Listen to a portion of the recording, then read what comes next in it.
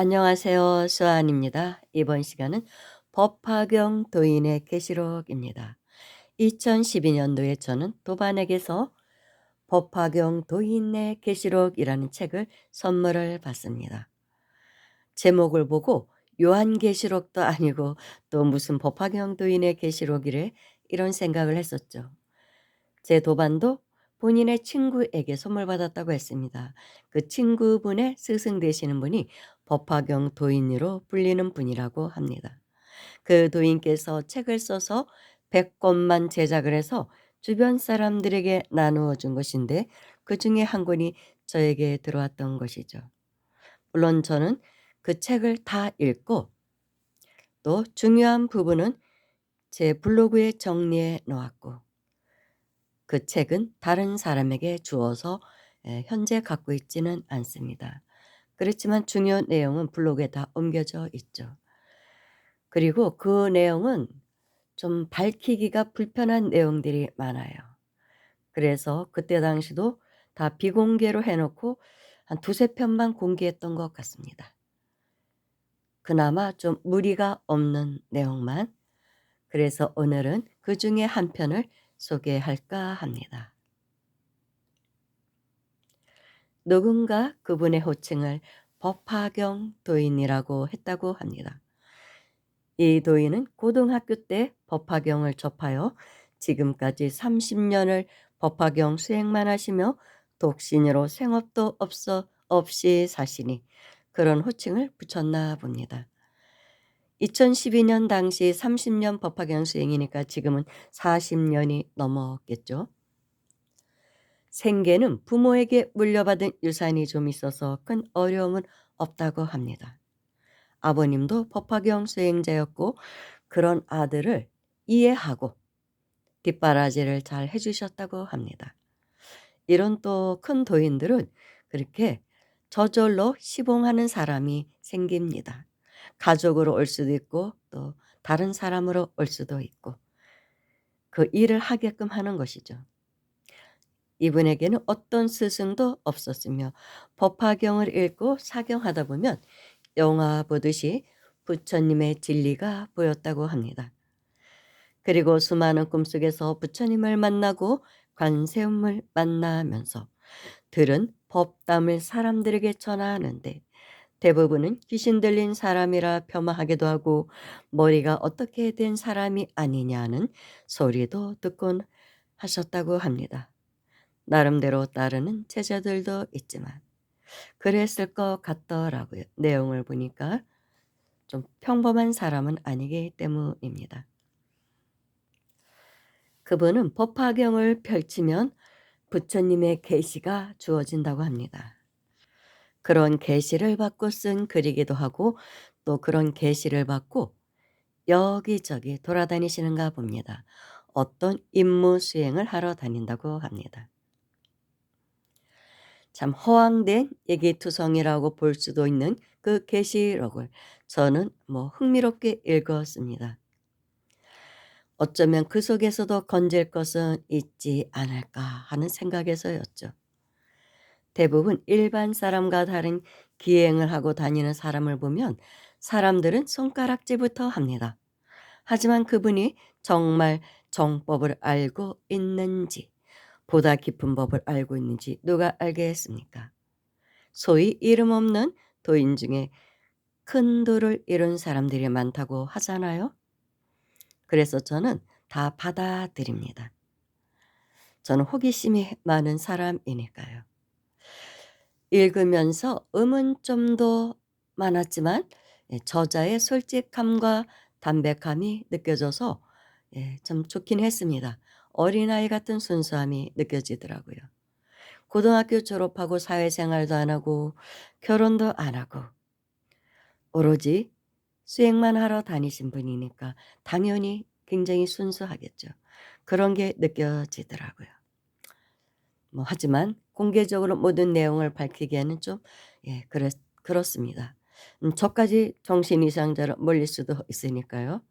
어차피 본인이 체득하지 않은 경지를 남에게 이해해 달라고 하는 것 자체가 무리가 아닌가 생각합니다. 사람은 누구나 자기의 인식 범위에서만 아는 것이고 판단하는 것이니까요. 그래서 오늘은 간단하게 큰 무리가 가지 않을 내용만 소개합니다. 내가 깨쳐 안 불교는 절대 선정수행 위주가 아니라 화엄경 보현 행원품에 있는 보살도 정신이 주가 되어야 한다. 대방광불 화엄경은 생사고해의 큰 바다, 온 우주법계를 그려넣은 지도, 즉 해도이며 바다 해자입니다. 대불정 능엄신주는 실상묘법 연화경의 큰 배를 움직이게 하는 동력, 즉 엔진이니라.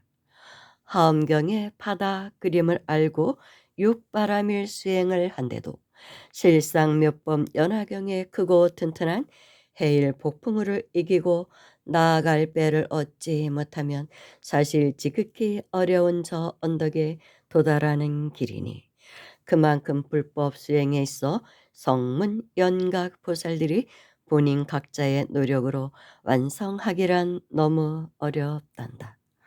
그러니 안전한 실상 몇 번 연화경의 큰 배에 올라타서 미륵불을 기다려야 한다. 복이란 무엇이냐? 인간의 한계를 떠나서 무조건 이 세상을 포함한 우주 안의 모든 생명체들을 얼마나 이롭혔느냐이다. 또 도덕적 관념의 선악을 떠나서 얼마나 이 우주 안의 모든 생명체를 이롭혔느냐. 그 이롭힌 만큼 되돌아 나에게 오는 것, 이것이 복이니라.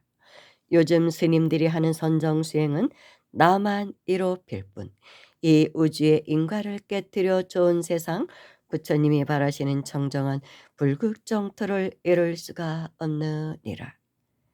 지구 시간으로 2억 년 만에 이 우주가 큰 변화기를 맞는데 이 2억 년 만에 오는 변화의 시점이 바로 미륵불이 출세하는 21세기다.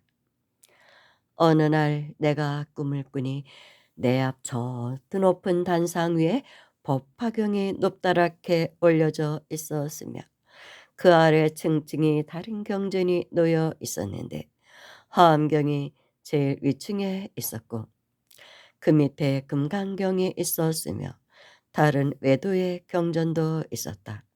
그 외도의 경전은 우주의 온갖 조화를 써놓은 수준 높은 진리를 담고 있는 히말라야 선인들의 저술이었다.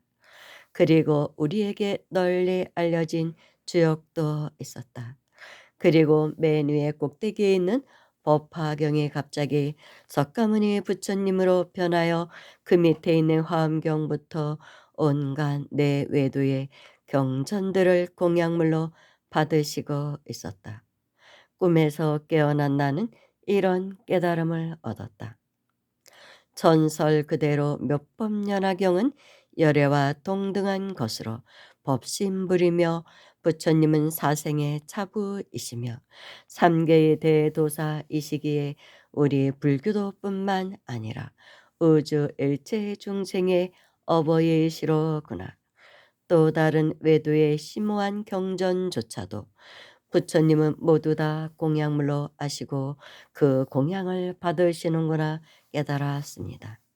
그러니까 부처님은 설령 외도라 할지라도 무조건 우주 일체의 중생을 즉 삼계를 한 댓글만치라도 이롭힌다면 그분을 칭찬하십니다.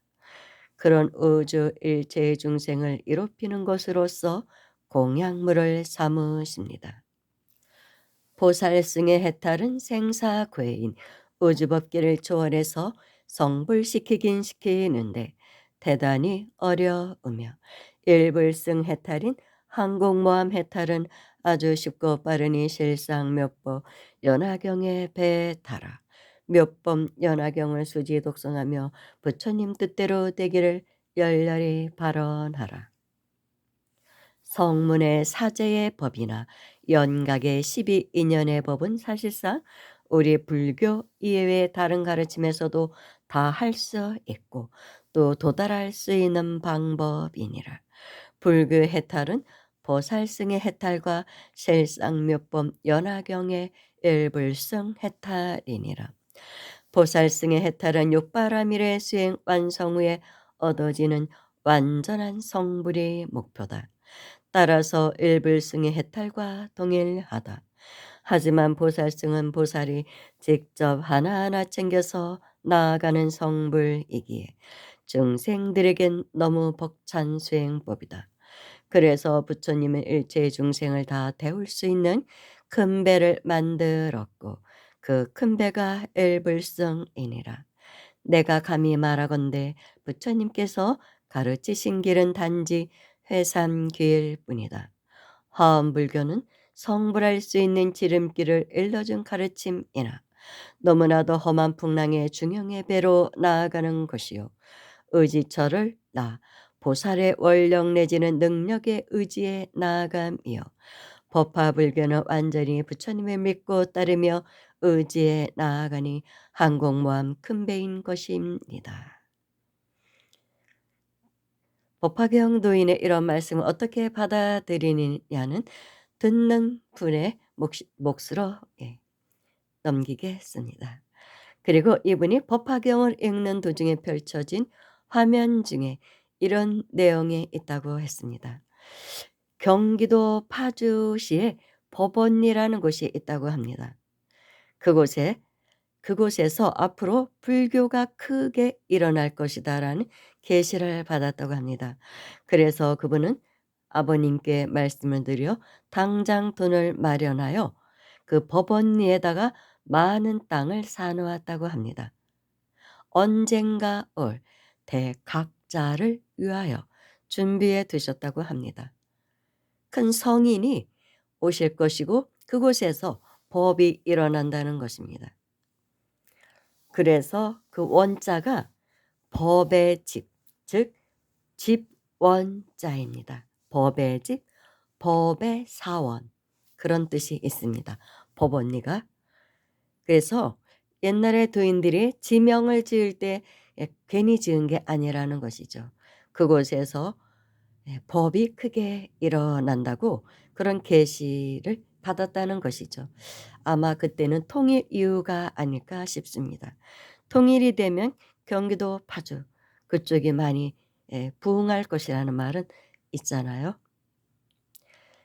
그래서 이분은 지금도 법화경을 읽다 보면 어떤 계시를 접해서 계룡산으로 지리산으로 가서 정진도 하시고 누군가도 만나고 오시고 또 뭐 천지공사 비슷한 무언가를 하고 다니신다고 합니다.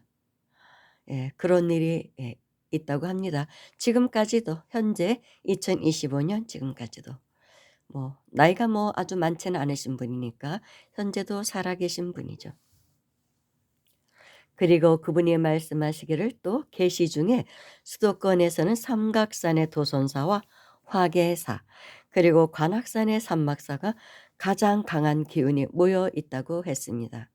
그래서 그곳에 가서 기도를 많이 하시나 봅니다. 어쨌거나 저는 이렇게 묘한 사람들과 직접적이든 간접적이든 인연이 많이 닿습니다.